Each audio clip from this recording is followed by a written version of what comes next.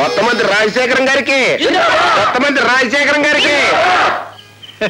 సదానందం, నేను నిజంగా గాంధీ గారికి దండ వేయడానికి వచ్చాను, నువ్వు నమ్ముతున్నావా? మరి ఎందుకు వచ్చారండి? గాంధీ గారిని అడ్డం పెట్టుకుని ₹1 కోటి సంపాదించాలని వచ్చాను. ఏంటండి? ఇదిగా కాంట్రాక్ట్ మీద నువ్వు ఎంతవరకు ఎంత సంపాదించావు? మీకు బలవంది ఏముంది చెప్పండి. సిమెంట్ లేకుండా వంతెల్ని కట్టి ఒక 10 లక్షలను, ఇసుక లేకుండా ఇల్లు కట్టి ఒక 20 లక్షలు సంపాదించానండి. అరసి బుర్ర లేకుండా 30 లక్షలు సంపాదించా. ఇప్పుడు ₹1 కోటి సంపాదించే అవకాశం వచ్చింది.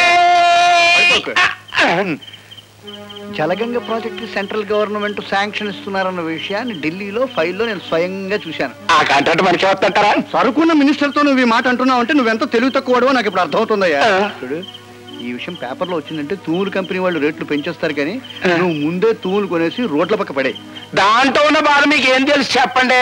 బిల్లులు లేకుండా తూములు కొని ఒక్కొక్క తూముని లారీ మీద అక్కడ చేర్చాలి అంటే చేతిలో ఉన్న 30 లక్షలు వదులుకున్నట్టే. అబ్బా, కాంట్రాక్ట్ లో డబ్బు రాబడుగా లేవయ్యా, నేను చెప్పిన అయ్యా ఇన్ని ఏర్పాట్లు చేసిన తర్వాత ఆ కాంట్రాక్ట్ మనకు రాకపోతేనో. చెవులో పువ్వు పెట్టుకున్న వాడిని కాంట్రాక్టర్ చేసినందుకు నేను బాధపడుతున్నానయ్యా. చెప్పి పంచి చాలా ఇదిగా రాబడిలో మనకి 50-50. అలాగేనండి. ఇదిగా స్విస్ బ్యాంక్. అయ్యి బాబోయ్, అది సస్య మర్చిపోను. మీరేం కంగారు పడకండి. తెల్లారే పాటికి రోడ్లు కనపడకుండా తూములతో పూడ్చి పెట్టిచ్చేస్తాను.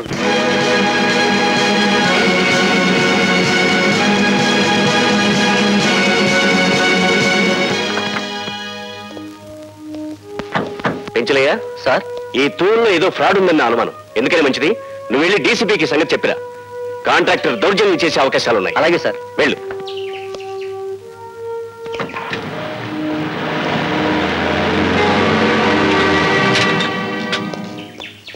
నమస్కారం అండి ఇంజనీర్ గారు. సదానంద గారు, ఈ పైపుల్ని ఇక్కడ చేయించింది మీరేనా?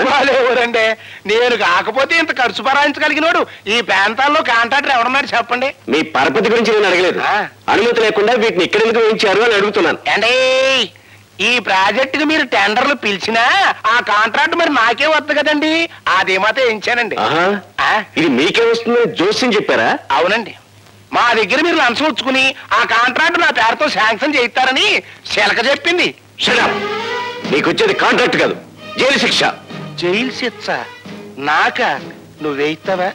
ఊరుకోవయ్యా, ఎవడనింటే నిజం అనుకుంటాడు. కాసేపట్లో డీసీపీ ప్రతాపరావు గారు వస్తే నీకే అర్థమవుతుంది. ఈ ఇంజనీర్ గారు అనుకున్నంత పని చేశాడురా. ఈవిడి బతుకుంటే మనకు ఆ కాంట్రాక్ట్ రాదు, కానీ ఈయన్ని థ్రిల్ చేసేయండి.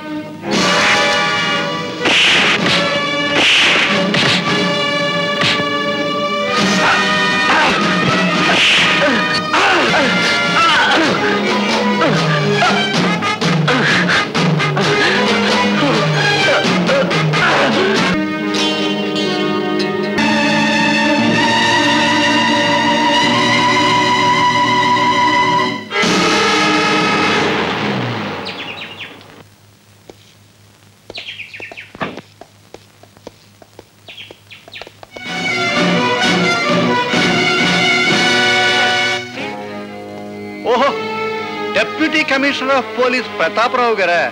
పర్వాలేదు, కూర్చోండి. పర్వాలేదు, నిలబడతాను. ఏమిటిలా వచ్చారు? నేను నేరస్తుల కోసం వచ్చాను. ఇక్కడ ప్రజా సేవకులే కానీ ప్రజాద్రోహులు నేరస్తులు ఎవరు లేరండి. ఆత్మద్రోహం చేసుకునే మనిషికి ప్రజాద్రోహం గురించి ఏం తెలుస్తుంది రండి. ప్రతాపరావు గారు, నా సంగతి మీకు తెలియదేమో. నేను పుట్టినప్పుడు నలుగురులాగా అమ్మ అమ్మ అనలేదట, అహింస అహింస అన్నంట. నేను అలాంటి గాంధీవాదిని. గాంధీ గారు వద్దన్న బ్రాందీ గ్లాసును చేత్తో పట్టుకుని నేను గాంధీవాదిని అని చెప్పడం మీకే చెల్లుతుంది, అది పదవిలో ఉన్నారు కనుక. ఇంతకీ ఏ విషయం గురించి మాట్లాడడానికి వచ్చారండి తమరు? ప్రాజెక్ట్ అసిస్టెంట్ ఇంజనీర్ తూముల దగ్గర దారుణంగా హత్య చేయబడ్డాడు. చాలా మంచివాడు పోయాడయ్యా. ఓ పోల్దర ప్రమాయించు. ఆ తూములు శాంక్షన్ లేకుండానే సదానందం గారు అక్కడ వేయించారని, ఆ తూముల తాలూకు కాంట్రాక్టు మీరు వారికి ఇప్పిస్తారని అనేక పత్రికలు రాశారు. అదే అదే ఎల్లో జర్నలిజం. దానికి మీరు ఎల్లో జర్నలిజం అని ముద్దు పేరు పెట్టుకోవచ్చు, కానీ ఆ ఇంజనీరు చచ్చిపోయే ముందు తన ఎర్రటి చిక్కటి రక్తంతో ఒక పేరు రాశాడు. ఏమని రాశాడండి? రాజా అని 2 అక్షరాలు. రాజశేఖరం గారు గాని ఆయన తాలూకు మనుషులను గాని రాసే ప్రయత్నం చేసి ఉండొచ్చు కదా. డీసీపీ గారు, రాజా అంటే నేనేని ఎందుకు అనుకోవాలండి?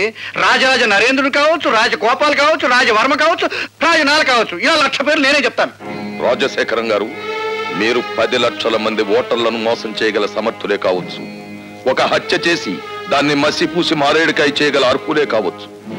కానీ జీవితంలో దోషిని వదిలిపెట్టడం ఎరగని ఈ డీసీపీ ప్రతాపరావు మిమ్మల్ని నేరస్తులుగా రుజువు చేసే వరకు మీ నీడను వెంటాడుతూనే ఉంటాడు.